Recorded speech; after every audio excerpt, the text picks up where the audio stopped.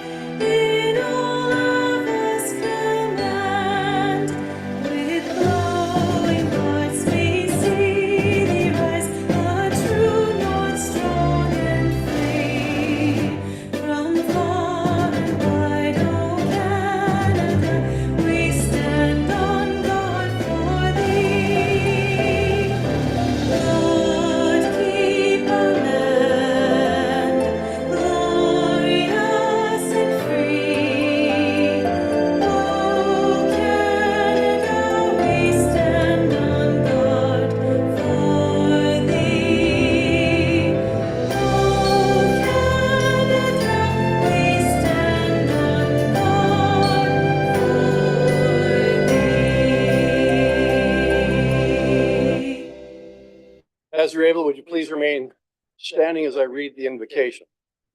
As we come together today, we recognize the great responsibilities laid upon us.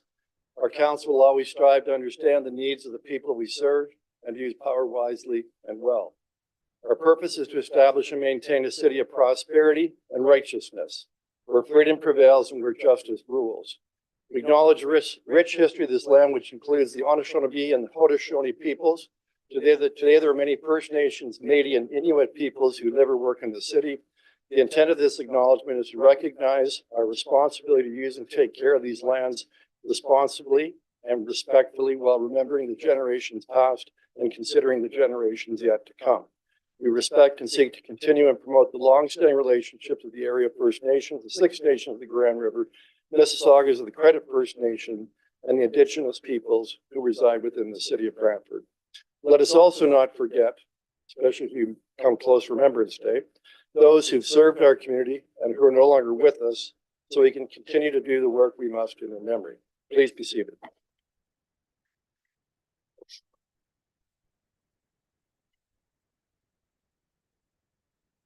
Clerk, would you please take the roll?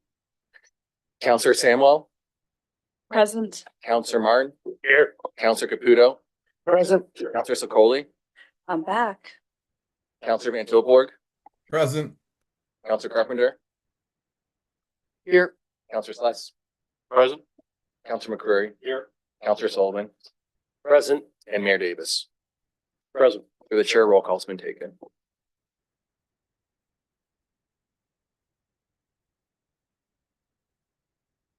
Members, are there any conflicts of carrying interest anyone needs to declare regarding any items on tonight's agenda? Please raise your hand.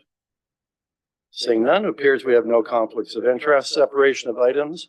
So there is one matter that's already been separated. That's 12.2.1. That's the approval to proceed with the development of the Sports and Entertainment Center because there's a delegation. Are there any other items contained within the committee reports that anybody wants separated for discussion purposes? Seeing no raised hands. We now have the items that we're going to be approving. And I think Councillor Sless, you have the motion to approve the items in the committee reports that have not been separated.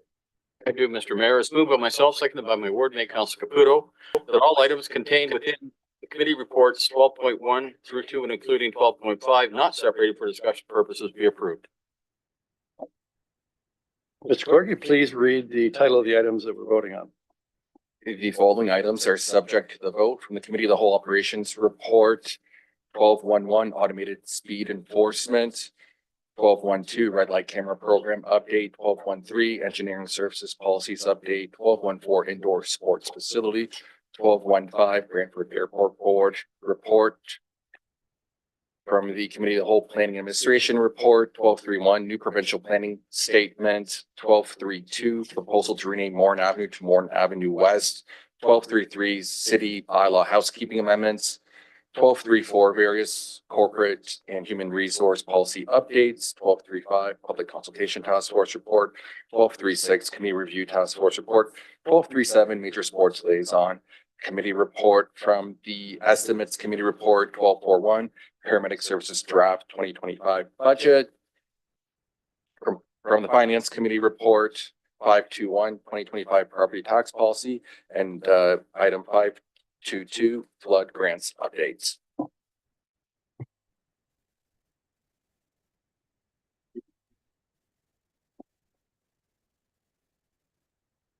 All items not separated for discussion purposes carries unanimously on recorded votes. Members of council vote in favor. Councillor Sullivan, Celeste McCurry, Van Tilburg, Samuel Carpenter, Martin Caputo, Sokoli, and Mayor Davis. All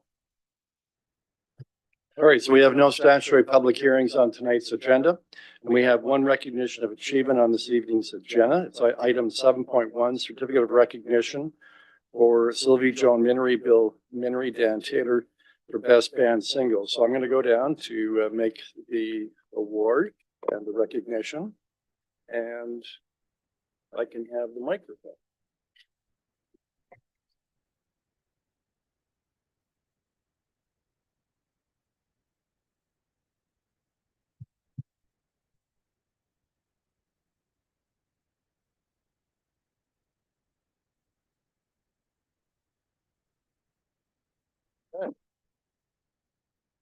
So this is a section of the council meeting. We don't do it every month, but we do it quite frequently because we do have citizens and residents of our city who achieve who are entitled or should be receiving recognition for some unique achievements, and especially those that give the city some prominence and recognition because of an achievement at a national or provincial or international stage or setting. And we do have an occasion where we do have a member or members of our community that have achieved that milestone. And so tonight we're going to be recognizing special local Brantford talent. And we're welcoming Sylvie, which is Elvis spelled backwards.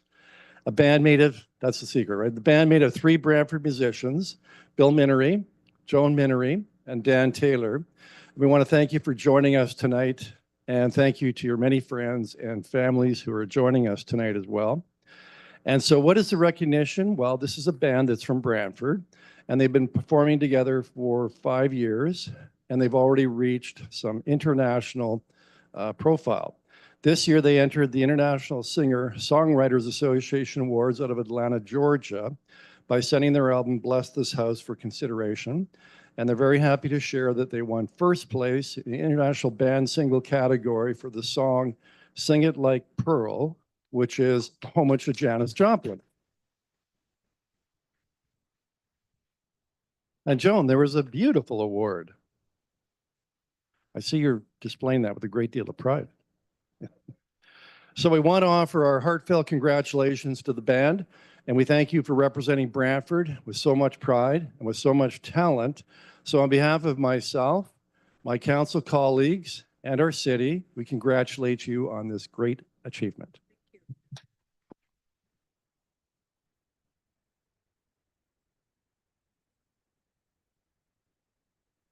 And as always, there's a merit certificate formally recognizing your achievement.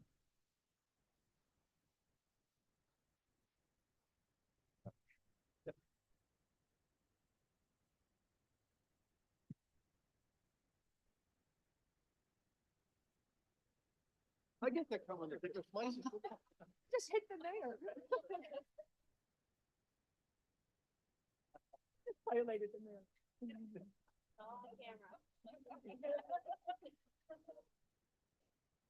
So Joan, would you like to say a few words? Sure, I would. Thank you very much. We are a band that predominantly sings and plays music from other people. Lots of Elvis, lots of CCR, lots of Beatles. But when we can be recognized for our own music, which is something that we decided to do And there's a little bit of a segue because the story actually happened at the Army, Navy, and Air Force Club, which just recently we lost. So it holds a very dear, fond memories for us. And the fact that I can share this award with my son and my long-standing friend who is just an amazing musician, and we can be here and representing Brantford, and the fact that we won is just it's just an amazing. And I thank you, and I thank all of council and all of our friends and everybody watching. So thank you. Well, we thank you for making us proud. We look forward to more awards, more songs.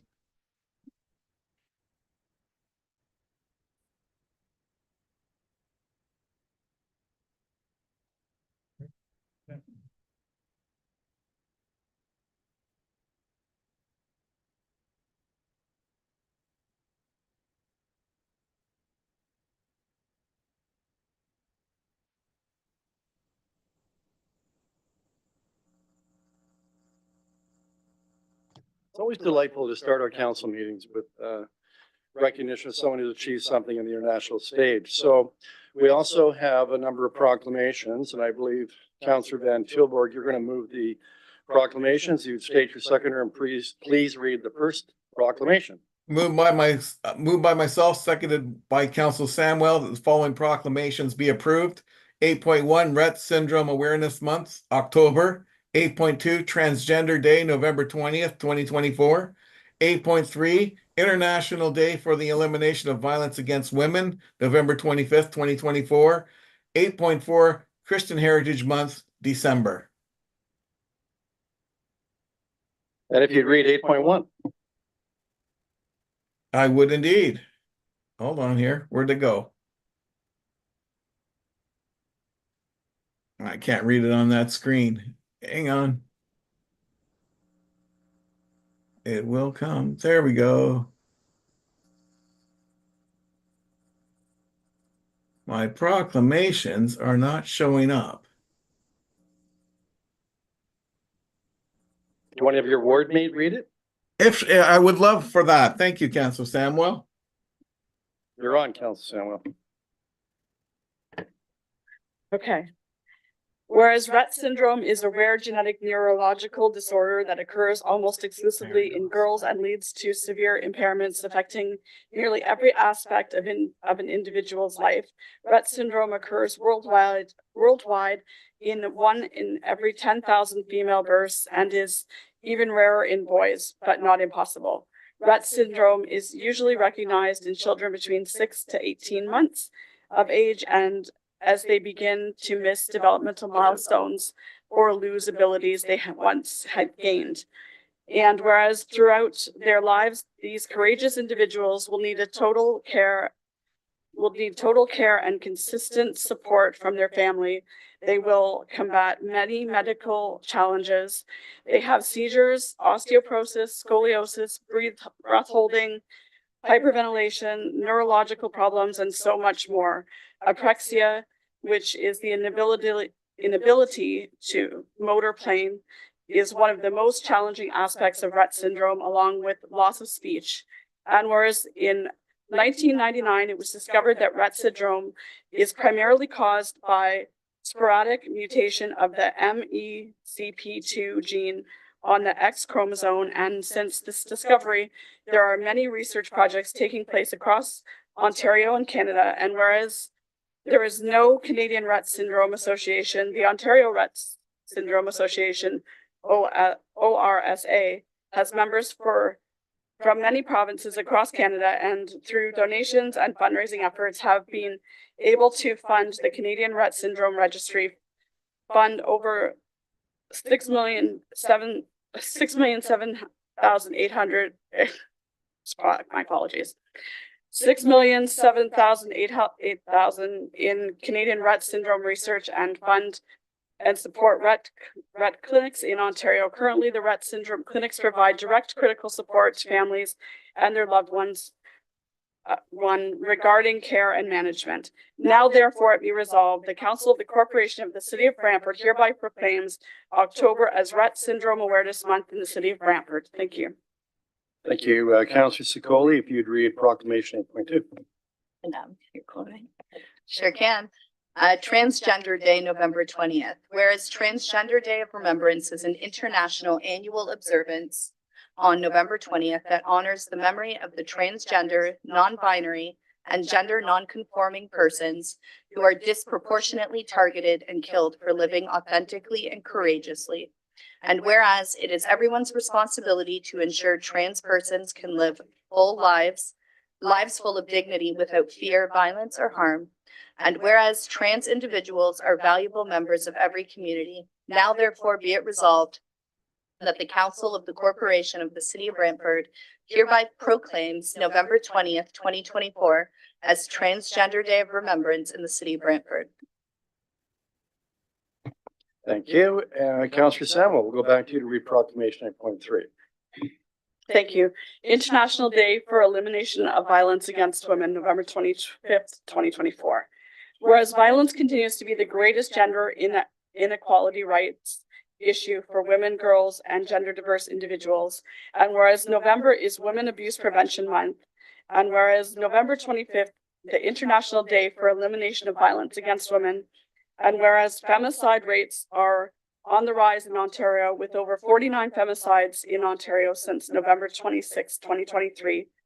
And whereas our community is committed to ending femicide and all forms of gender-based violence, and whereas Indigenous, Black, South Asian, Southeast Asian women and girls continue to experience high rates of violence, including femicide, and were represented within the Ontario Association of Interval and Transition Houses 2022-2023 annual femicide list. And whereas last year in Ontario, on average, every 7 days, a woman or child lost their lives due to femicide.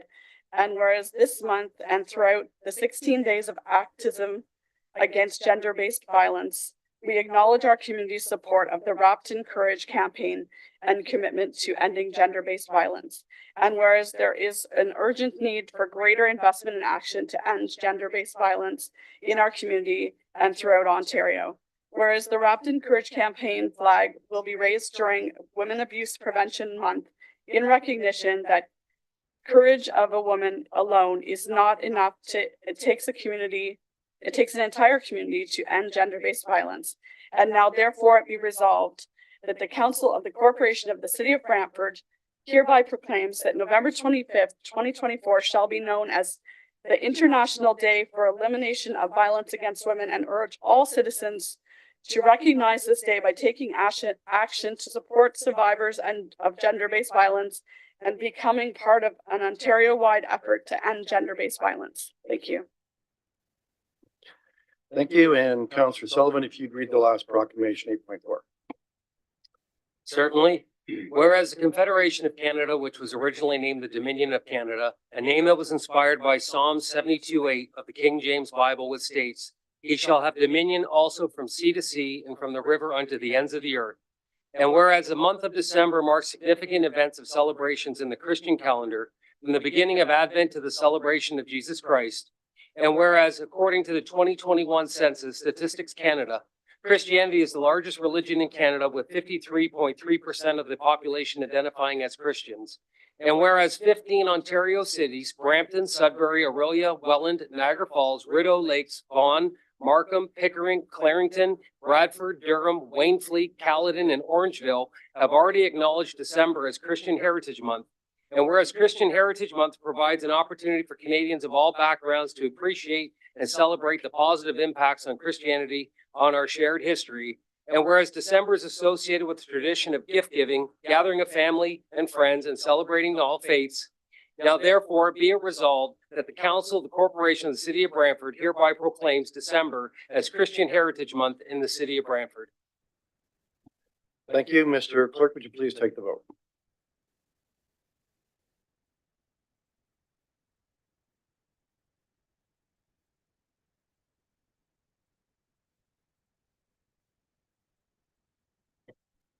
The approval of all proclamations carries on a recorded vote of 10-0. Members of council voting in favor: Councillor Sullivan, Celeste McCreary, Van Tilburg, Samuel Carpenter, Martin Caputo, Sokoli, Mayor Davis. All right, so we have no presentations tonight, but we do have one registered delegation. And before I call the delegate forward, I have to, as we always do, remind those in attendance of the rules we have regarding decorum and those that are making delegations. One, no person shall display any sign, banner, or placard in the meeting room other than materials that, in the opinion of the chair, are legitimate audiovisual aids necessary in connection with any presentation to be made to council. All persons present shall use polite and respectful language and shall refrain from the use of any language or the making of any gesture that is disrespectful or offensive. All persons addressing council shall speak only on the subject in debate and shall not speak on any other subject. No person shall applaud participants in debate or engage in conversation or behavior that may disrupt the proceedings of the meeting. So we do have one delegate, Lorna Stratton from Brant Performing Arts, who would like to come forward, Lorna, to speak to item 12.2.1.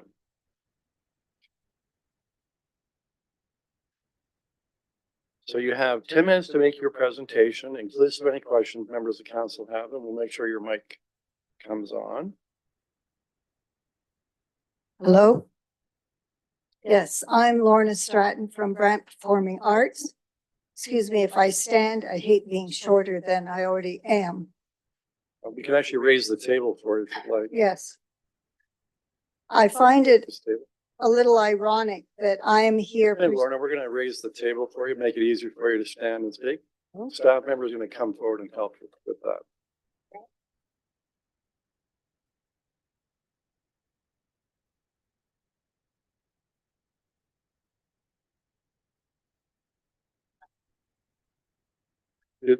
The other one on the other side does. There you go.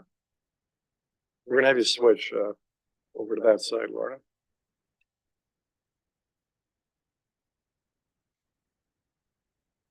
Okay, start again. Yep. Lorna Stratton from Brant Performing Arts. I find it ironic that I am coming to speak with you tonight on the night that you have presented a well-earned honor to a local city band that has been recognized internationally. Brant Performing Arts is a collective of over a dozen not-for-profit performing arts community organizations, ranging from orchestras, concert bands, choirs, theater groups, etc. We meet monthly to support each other and produce regular informational bookmarks, and you can have some, that outline all the things that are going on. We do that 4, 5, 6 times a year, and they're dispersed in coffee shops and at each of our shows, etc. We do some cross promotion so folks know what's going on in their performing arts community organizations. However, we are also groups that scramble to find affordable rehearsal and performance venues for our audiences of anywhere from 100 to 300 each time. Brant Performing Arts are here tonight, to express its dismay at the news that at the City of Brantford Special Committee of the Whole meeting on Tuesday, October 8th, a recommendation was made that casino funds that had been earmarked for the mid-sized performance theater space are being, we say, arbitrarily redirected to the proposed sports and entertainment center. To be blunt, we are shocked and disheartened and upset at the lack of transparency by the city, the lack of consultation on the city's recommendation to redirect those funds to the SEC. We also wonder why this project, huge project, very important one, has not been sent to the Economic Development, Tourism and Cultural Initiatives Advisory Committee. The BPA and the whole community, not just those who are part of the BPA, but other groups as well, has long advocated for a mid-sized performance venue that would provide an appropriately sized, cost-effective, dedicated theater space that would be available to a variety of performing arts organizations. In the city's municipal cultural plan 2014 and in its subsequent updates, the city was committed to providing funds to build a dedicated mid-size performance space available to community groups. As detailed in the report to Committee of the Whole prepared by Brian Hutchings, the CAO, the proposed SEC will be a 5,300 fixed seat venue with no dedicated mid-size performing space included. One of our members of the BPA was able to get information from one of you councillors, and I forget exactly who it was, I'm sorry, to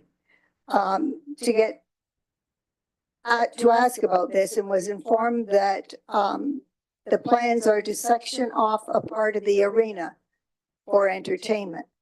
And there was a little picture. Showed an arena with a curtain up there and a makeshift stage and seats and so forth.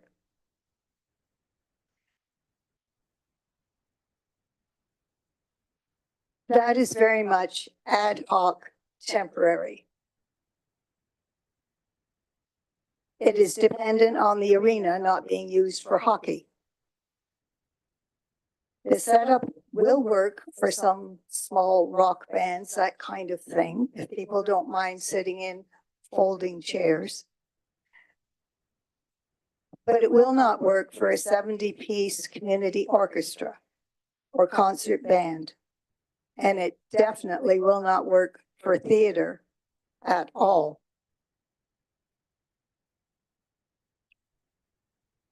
It is disheartening that commitments made in the Municipal Cultural Plan of 2014 are being ignored, and feedback from many performing arts organizations has not been taken into consideration. And it's thus that BPA is asking that this item be directed to the advisory group, Economic Development, Tourism, Cultural Initiatives,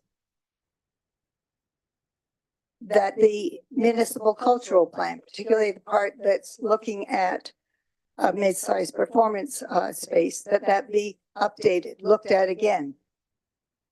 And that these casino funds be directed back to the support of a proper mid-size performance space. Thank you. Lorna, let's see if there are any questions. Any questions for Lorna? Councillor McCurry. Thank you for coming, Lorna. You may recall that we lost a number of years pursuing partnerships with different organizations to do the Can you small speak theater. up? It's really, Is that better? yes. You may recall that we lost some time sorting through partnerships with a couple of organizations that didn't come to fruition. Would you say that this is an initiative the city of Brantford should undertake on its own now? It needs to be in consultation with the performing arts groups and cultural community, so that, I don't know, maybe in this new SEC, there could be a spot for a dedicated space, or in the Civic Center, the old Civic Center, once the new one's finished, what's going to happen to it? Could you put it in there? Any number of things, but you need to communicate with the groups who would use it so they can say that would work and sorry, that wouldn't work. Would you think it would be more appropriate to have a dedicated space for arts and culture in the city of Brantford that could incorporate performances, museums, cultural activities that the city of Brantford pays for the use of groups and organizations? Yes. Thank you. Councillor Kerber. Thanks for coming, Laura. So the kind of theater that we need, that you're looking for is a Can't hear theater, again. a kind of theater that you're looking for would be one that sort of had raised seats like the Sanders Center had. Great seats. And a bowl for an orchestra, for example. Yes, you can have a theater space that is flexible for doing different things, but you need to have it with the proper sound, the lighting, the curtains, the rake seating, an area for performance. And so that's why you could never use places like the old Civic Center auditorium because it wasn't that kind of an auditorium for a theater. It was more like a hall. Yes, Okay, that's one the community to know exactly what we're looking for, a real theater. The Sanders Center too big? yes, for most of us, I mean, 1,100 seats, it's also too expensive. It's also, if I do 3 months of rehearsal for a show, I don't want to put it on once You don't want to have Sanders Center. when there happens to be a spot Okay, in there. that you helps know. clarify. Thank you very much. Yeah. Okay, thank you very much, Lorna.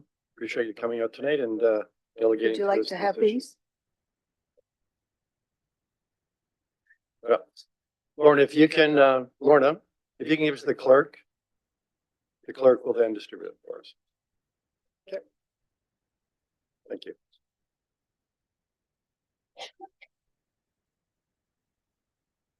Okay.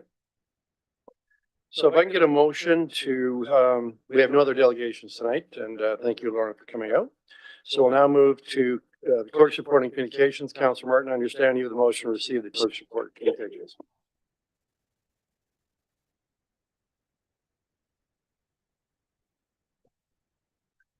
Yes, I move seconded by Councilor McCurry that the clerk's report on communication for October 2024 be received. Any discussion on the clerk's report and communications? Seeing no raised hands. Mr. Clerk, would you please take the report on the communications or the vote on communications?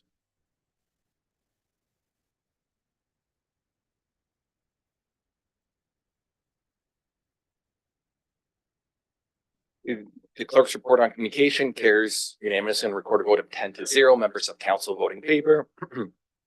Councilors Sullivan, Celeste McCurry, Van Tilburg, Samuel Carpenter, Martin, Caputo, Sicoli, and Mayor Davis. Okay.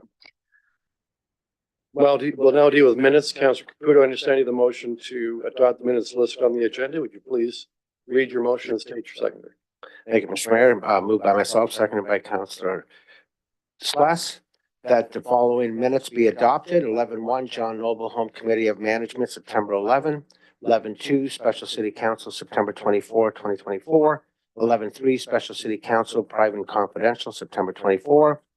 11-4, City Council, September 24, 2024. 11-5, Special City Council, October 15th. 11-6, John Noble Home Committee of Management, October 16th. And 11-7, John Noble Home Committee of Management, Private Confidential, October 16th, 2024. Any points raised reading regarding the minutes? Seeing none, I'll ask clerk to take the vote on the minutes.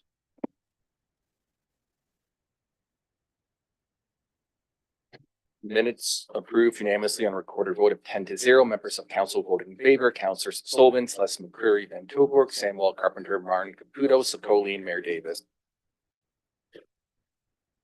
All right, so we'll now move into the committee report, and we have only one item was placed on the floor to be separated for discussion. And ask Councilor Sicoli, if you please read the motion to have the item placed on the floor for discussion. Yeah, seconded by Councilor Samuel, that all items in the committee reports separated for discussion purposes be approved. Yeah, before we get into general discussion, I believe Councilor Caputo, you have a form type amendment that you'd like to put on the floor. I do, Mr. Mayor. I'd like to make an amendment that clause E be amended to add the words in addition to any necessary project management consulting services. Councilor Celeste, you second that? Okay. Andy, if you could just give us an explanation on that amendment. Yeah, through you, Mayor Davis. This just allows for a little bit of flexibility with the resourcing and with the timelines that are indicated to deliver the design. This amendment will allow us to be able to meet those timelines. Any discussion on the amendment? Councilor Carpenter? So we need consulting services before we actually decide that we're actually going to build. Isn't this just design? It comes back to us, doesn't the design come back to us for approval? Why would we need a project manager for the design? Through the mayor, so again, we're looking at how to deliver. Right now, Clause D speaks to just a prime consultant for the design, but we don't have oversight, and that was something that would come out of the project budget as well, and we noticed that that needed to be added. That's not something we could add when we approve the design? No, through Mayor Davis, the design will come back to council. We will also be holding workshops throughout the design period. And through the delegate, we'll be also meeting with the Economic Advisory Committee as well, because now we're at a point where we are getting into the design where we need some of that feedback. Okay, thank you. Any further discussion on the amendment? Seeing none, we'll take the vote.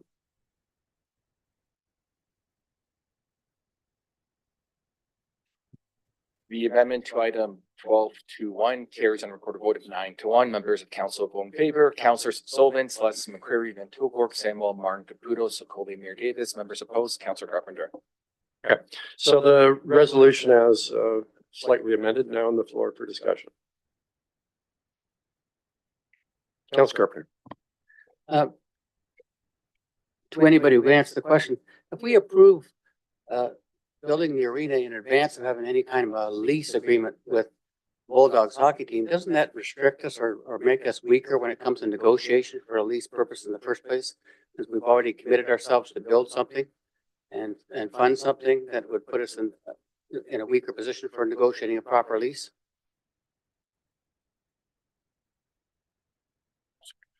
Through the mayor, no, it does not. It actually supports what you're doing on the design process.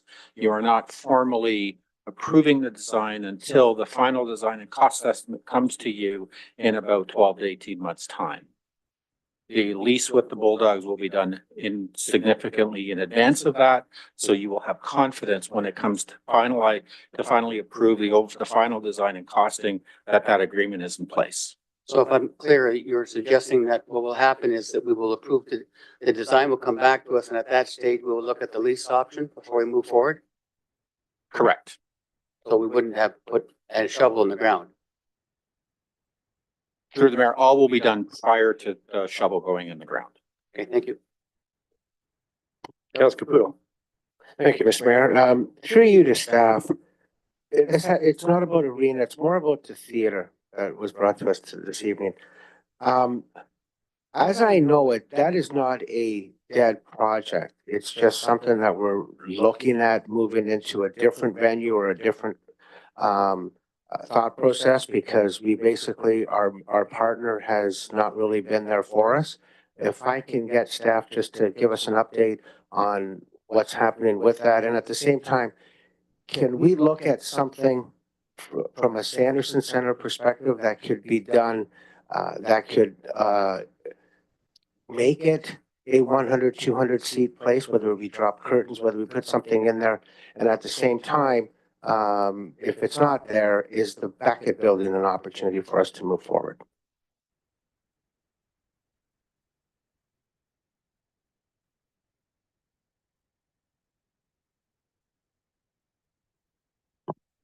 Through the chair, Joe Muto, Acting Director of Economic Development, Tourism and Cultural Initiatives. To the Councilor Caputo, that is something we could investigate. It is not, it's basically on pause right now in the event that we're working towards various community partners, and those partners have not shown any interest in as of late with respect to a mid-sized performance venue. With respect to the question regarding the Sanderson Center, that is something that in consultation with these mid-performance groups could investigate. But my understanding is that the center itself is too large and not something that would really fit into that mid-sized performance venue.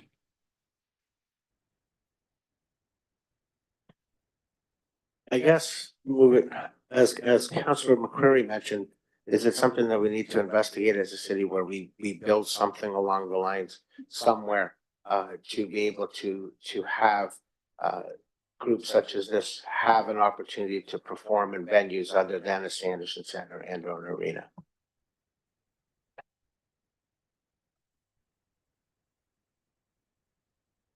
If you don't mind, I think I might just jump in. I'll use a speaking opportunity. Since our last meeting, I did have Deborah McClatchy and Heidi Northwood reach out to me. We're scheduling a meeting ideally when we have Michael on board, Michael Bradley. But they'd like to discuss the small, medium-sized performing arts center to see if there might be other options that might be more economically or financially feasible for both us and Laurier. So there's going to be ongoing discussions with Laurier that could well result in there being in partnership with Laurier, the construction of or the establishment of a small performing arts center may not be the same as what was originally contemplated. But so more to come after myself and Mr. Bradley meet with representatives from Laurier later this month. And yeah, the city is also considering other options that don't involve the use of the center, but may provide the type of space that's needed by the small performing arts groups. So I think what we're doing here tonight certainly doesn't preclude that. I know there's an issue in terms of the financing of the sports and entertainment center. There was the report we had 2 weeks ago talked about the monies being allocated, but you have to realize that, as Councillor Carpenter was asking, the final decision on building is yet to come, and that's many months in advance of today's date. And at that time, obviously the financing plan is going to be further tweaked. And when we have the decision in front of us to either proceed with construction or not, we'll then have the final details on what the final financing plan looks like. So what you saw in the report 2 weeks ago, that is the draft proposed financing plan, but it's always subject to change, and I think obviously will be as we move forward into the next several months. So, Councillor Sluss. Thank you, Mr. Mayor. If I could, through you. I'll come back to you. To Joelle, how much money was earmarked for the mid-size theater coming out of casino funding? Through the mayor to Councillor Celeste, it was $635,000 a year for a 10-year period. So it was a little over $6 million. That's correct. Over 10 years. That's correct. Okay. I guess my next question, the mayor just kind of answered. I wondered if there was anybody here could speak to the partnership that we thought we had with Laurier that has since I guess fallen apart, but it sounds like it's maybe being put together in a different fashion. I see Mr. Mayor nodding yes, so I'll accept that as the answer. I sat on that committee, the mid-size theater group that we met several times, and at the end of those meetings, we had a potential deal with Laurier, and we also had a potential site behind on the lower level of Glenhurst, with Glenhurst being the lead operator in there, which I thought was ideal. Apparently, servicing and I guess neighbor disputes kind of put the kibosh on that. Apparently, it was hard to run water and sewer into the property down the hill. It wasn't going to work. So what I thought was an ideal solution turned out not to be so ideal. But I don't think, from my perspective, that we can afford to lose sight, because that was 2 or 3 years of meetings, if I can remember correctly. We were meeting constantly out at the tourism center, and there was a lot of good discussion there, and I thought a lot of progress made. And I know we're kind of diverging from the sports and entertainment center, but by the same token, the two are kind of married together financially. So I think, from my perspective, we can't afford to lose track of the fact that a lot of work was done, consultants were hired, reports were brought back, and the recommendations contained in that report certainly said that the city could support that type of a venue. So it's something, from my perspective, Mr. Mayor, that I would hope we work very, very closely with Laurier, that something can be done there, because it's pretty tough sledding when the city's doing it alone. So if we can get a partnership, and I think that's ideal, and Laurier is certainly a perfect partner to be going into a venue like that in partnership with.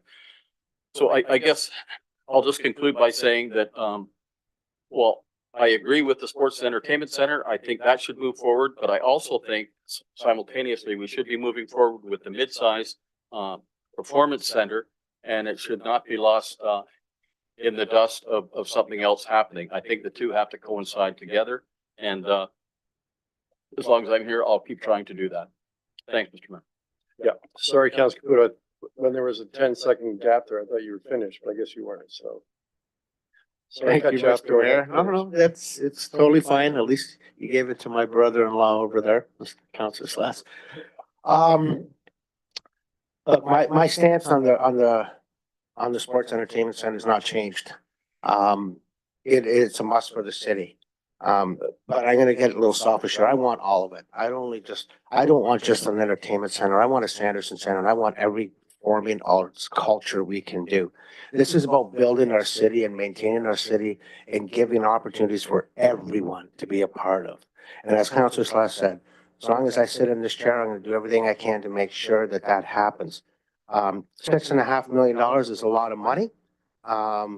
Certainly a lot of money that can be done if, for the meantime, to have the Sanderson Center as an opportunity to be able to do something there that can assist everyone involved. So. Okay. Great. Councilor McCreary. Mayor, thank you. First, a question. I wonder if staff could advise when we can expect to hold the first meeting of our municipal accommodation tax Crown Corporation.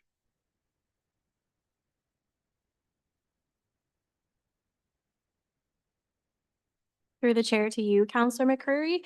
We could probably expect our first meeting to happen in January of the new year. The corporation has been incorporated effective September 13th. We are just tying up the rest of the documents so that we can proceed with our meeting. And I wonder if you could also give some indication of the total amount of revenue that will bring to that organization as opposed to the city's portion. Through the chair, our original estimate was over 800,000 a year, which would then be 50-50 less the administrative costs. We've seen actuals now come in. I think to date from March to October, we've received under 500,000. So I still think we're on track to hit that 800,000 a year. Okay, and that organization, that third-party organization, will make decisions about how the remainder of that money gets spent in support of tourism opportunities here. Is that correct? Through the chair, that's correct. There's certain targets that committee will have, such as tourism driving, tourism marketing, infrastructure, all under the tourism umbrella, and staff will kind of provide a menu of options or guidance for the committee, and then they'll take it from there. Super. Thank you very much for that. So let me say this about the Sports Entertainment Center. I completely support that. I think tonight is one more step along the way to recognizing something that's good for the community in terms of providing entertainment, but something that's also good for the community in terms of pride and talking points. I want to repeat something that was said to me earlier tonight, and that is, why don't you do for arts and culture what you've done for sport? And, you know, not to cast aspersions, but we've been going at this mid-sized performance theater for maybe 7 or 8 years. Councillor Sless and I sat on that for a while. We tried to find partners that we could fob it off on. We've come up short in both circumstances. I agree with a lot of the people in the arts and culture community that think it's high time we did something proper and something that's equivalent to what we've done for sport in this community.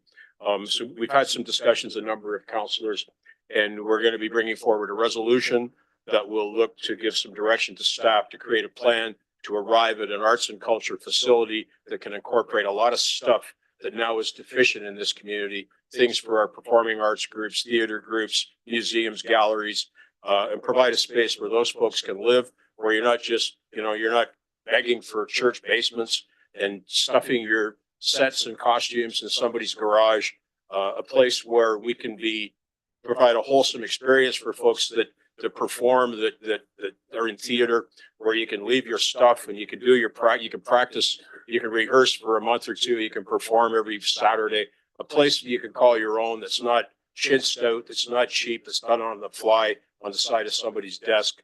I think we hear you, right, and I alluded to the MAT revenues. That organization can perhaps be providing some sort of funding going forward to create and sustain a facility that would be operated by the city of Brantford, where you folks could just come and do your thing and not worry about hauling your stuff back and forth in the back of somebody's van. So to summarize again, it's high time we did for arts and culture what we've been doing for sport. Great. Any other speakers? Seeing none, I'll take the vote.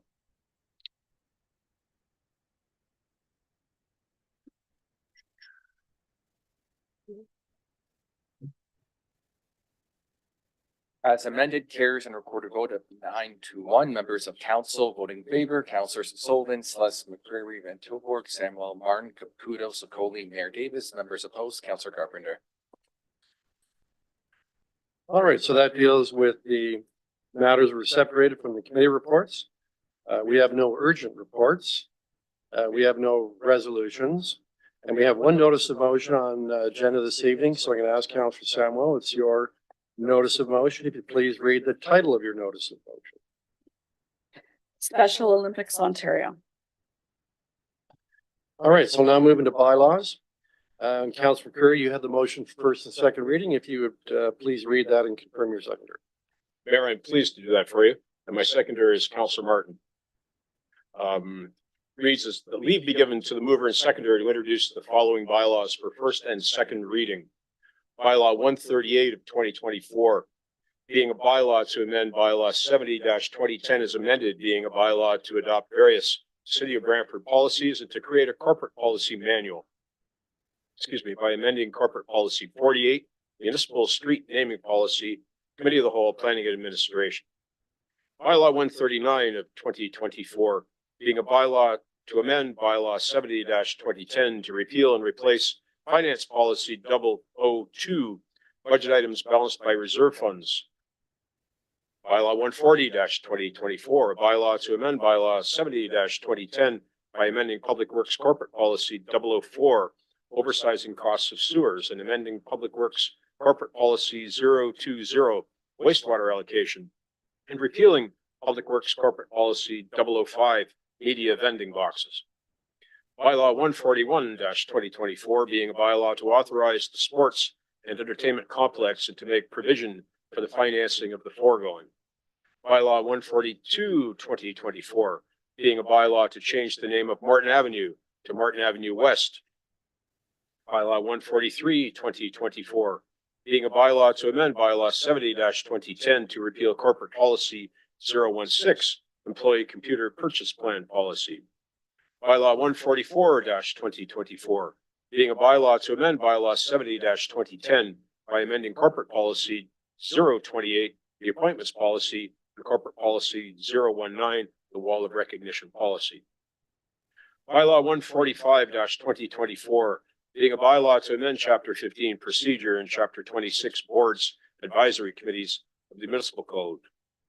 Bylaw 146-2024, being a bylaw to approve the sale of lands municipally known as 26 Linwood Drive in the city of Brantford. Bylaw 147-2024, being a bylaw to approve the sale of municipally owned lands located behind 101 Wayne Gretzky Parkway in the city of Brantford. Bylaw 148-2024, being a bylaw to amend chapter 132, property standards officers, peace officers appointment, chapter 206, dogs and other animals. Chapter 438, fences, height regulation. Chapter 554, noise control. Chapter 492, lot maintenance and waste. Chapter 478, signs, outdoor, other advertising devices. Chapter 437, swimming pools, regulation and use. Chapter 533, fire prevention. Chapter 465, property standards, maintenance, occupancy. Bylaw 4-2016, vacant buildings registry. And bylaw 149-2024, a bylaw to authorize the execution of agreements individually dated and listed on Schedule A attached here to. Number 1, Genoptic Smart Mobility Solutions. Number 2, the City of Brampton, not Bradford, but Brampton Joint Processing Center. Number 3, agreement of purchase and sale between the City of Brantford and Peter Nicholas Capucci, 26 Linwood Drive. And number 4, agreement of purchase and sale between the City of Brantford and Access Self-Storage Inc., 101 Wayne Gretzky Parkway. And bylaw 150-2024, the bylaw to confirm the proceedings of the Council of the Corporation of the City of Brantford with respect to the meeting held today. And that is it, Mayor. I appreciate you reading the bylaws with such a sense of drama. But I'll ask you, does anybody want any of the bylaws separated for discussion purposes? Councillor Carpenter. Yes, I'd like to separate bylaw 141, 146, and 149, number 3, and they could be put together. Okay. I just want to. So 141, 146, 149, number 3. and 149. We can deal with those in a group. They can be brought together. Okay. Anything else? Anyone else want anything separated? All right, so let's deal with the bylaws that have not been separated. Mr. Clerk, could you please confirm the bylaws?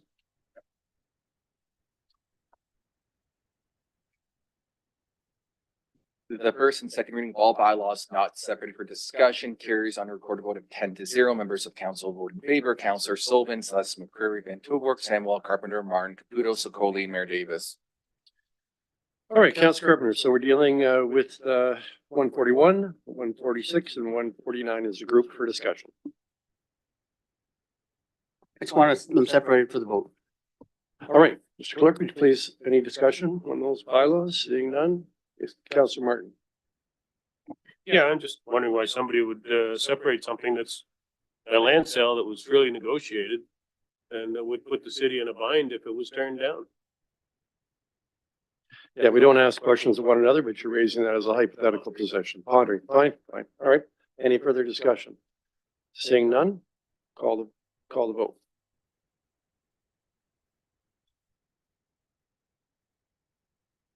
The first and second reading of the bylaws that were separated carries on a recorded vote of 9-1. Councillors in favor, Councillors Sullivan, Celeste McCreary, Van Tilburg, Samuel, Martin Caputo, Sokoli, Mayor Davis. Members opposed, Councillor Carpenter. All right, so if I can get a mover then to go to third reading, I believe Councillor Carpenter, you've got that.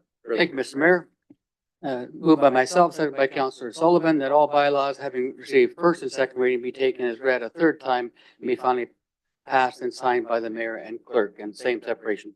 Same separation, 141, 146, 149. Anybody else want anything separated? For third reading? No? Okay. I assume then there's no discussion and I'll just go directly to the vote on 141, 146, 149.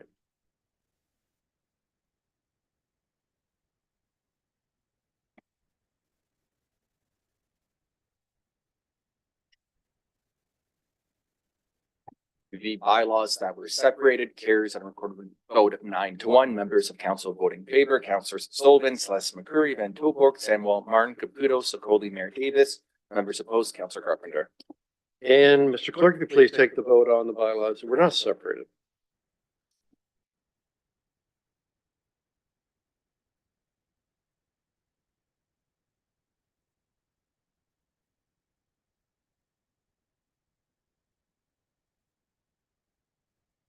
The third and final reading of all bylaws not separated carries unanimously on a recorded vote of 10-0. Members of council voting in favor, Councillors Sullivan, Celeste McCreary, Van Tilburg, Samuel Carpenter, Martin Caputo, Sokoli, and Mayor Davis. Okay, so we'll move into the signing of bylaws and we'll go to ward announcements.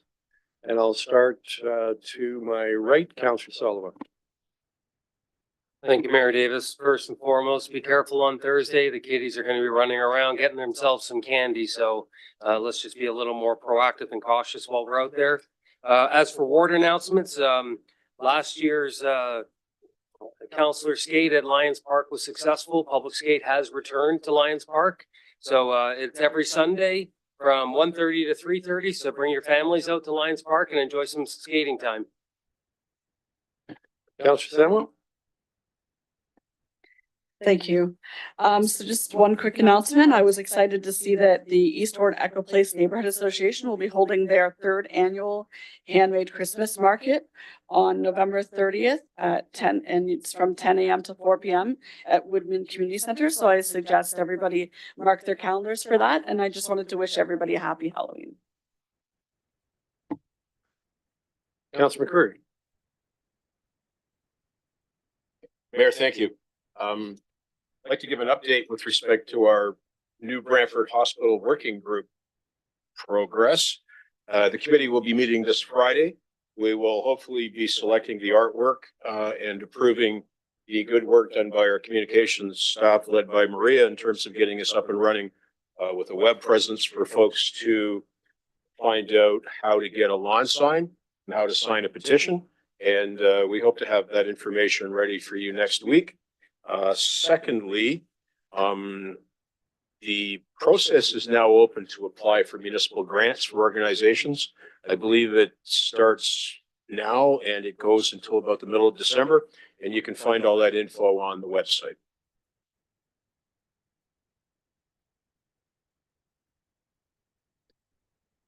You sure that's Friday, the Bradford Hospital Working Group? I think it's Thursday, isn't it? I believe I said Thursday. Oh, you said Friday.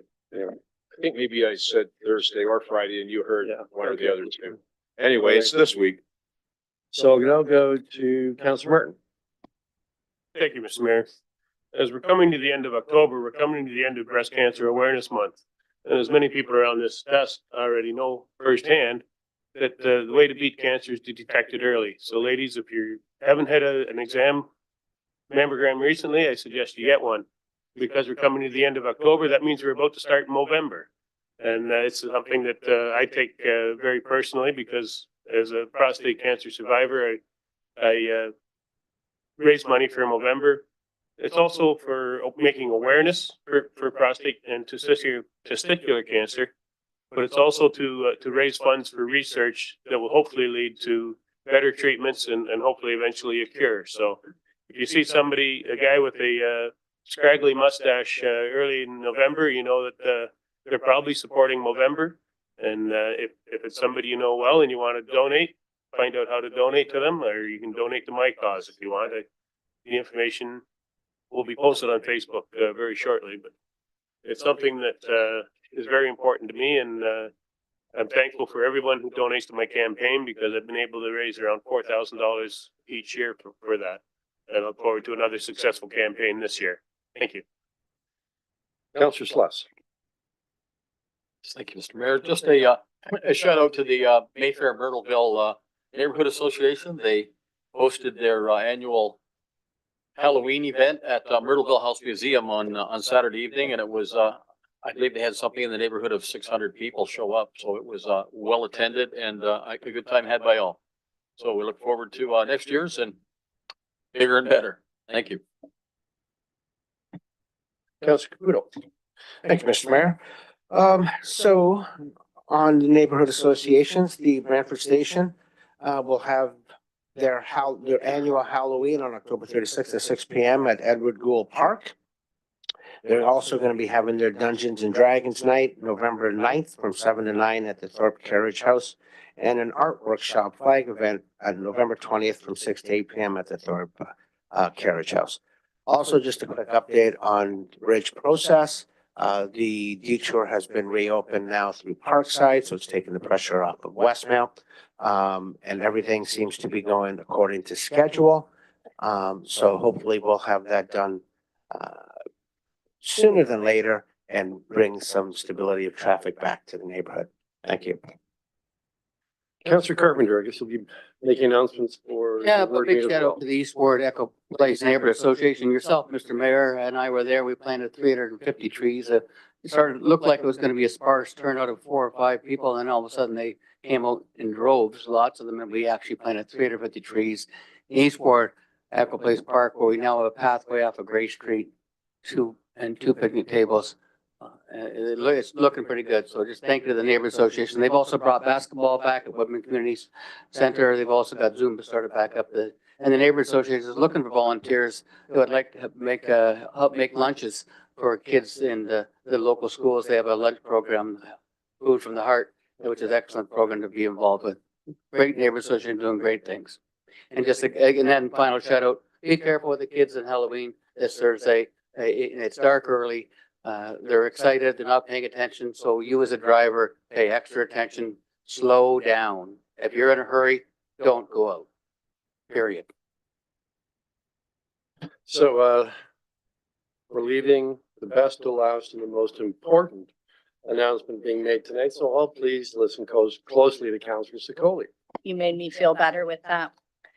So as we enter spooky week, where we're encouraging everyone to drive slower and a little bit safer, I want to draw everyone's attention out in New Winfield. We have a whole bunch of new stop signs, specifically Anderson and Longboat, as well as Anderson and Blackburn. So make sure you're paying attention. And we do have some new turning circles, some work going on there with pedestrian crosswalks. So make sure you're keeping your eyes peeled, specifically as you're out there driving on Halloween. On November 4th, we have our official Phil Hartman mural unveiling. So I'm encouraging everyone to come out, and if you haven't taken the opportunity to drive by that very colorful piece, it's quite beautiful. We're going to have some festivities there November 4th from 4 to 7 outside checking out the mural, and then inside Sanderson Center. And I do have here a paid advert brought to you by the Clerk's Department. So I'll just read this out here. Are you passionate about making a difference in our community? For the past month, the City of Brantford has been seeking dedicated volunteers to serve on various committees and boards. This is a unique opportunity to contribute your skills, ideas, and time to help shape the future of our city. The following committees currently have vacancies: Brantford Accessibility Advisory Committee, the Brantford Airport Board, Economic Development, Tourism, and Cultural Initiatives Advisory Committee, the Brantford Heritage Committee, the Control of Vicious Dogs Committee, Property Standards Committee, Environmental Sustainability Policy Advisory Committee, and the Public Consultation Task Force. Visit brantford.ca to view the full list of opportunities and submit your application by November 1st, 2024. For more information, contact the Clerk's Department. That's all.